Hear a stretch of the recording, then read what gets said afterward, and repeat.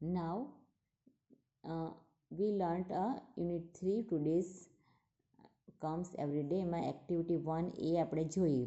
એમાં પોએમમાં આપણે જોયું કે આ બોયઝ છે એને આ ડોગ સાથે કેટલી ફ્રેન્ડશીપ છે, એ બંને એકબીજાને કેટલા સમજે છે, બંને એકબીજાને અનુસરીને એ લોકો કાર્ય કરે છે અને એકદમ ફ્રેન્ડશીપ છે, કારણ કે એમ પણ ડોગ એ પેટ એનિમલ કહેવાય, આપણે પાડેલું કહેવાય ને, એટલા માટે.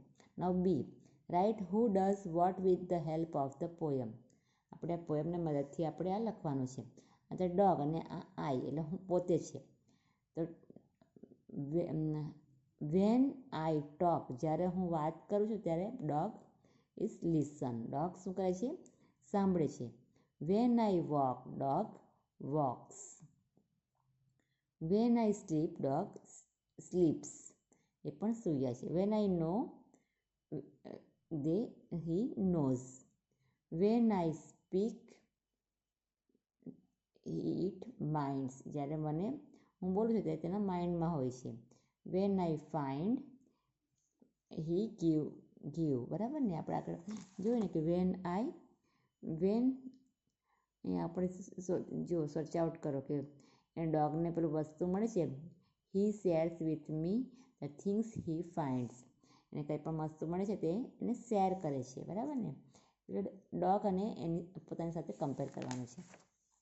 Now turn your page. Okay. Activity 2, page number 28. Work in group of 4. First read the dialogue and then enact it. પહેલાં એક જણ બોલે પછી બીજો એને અનુસરે, હે ને, એના ઉપર એક્શન કરે.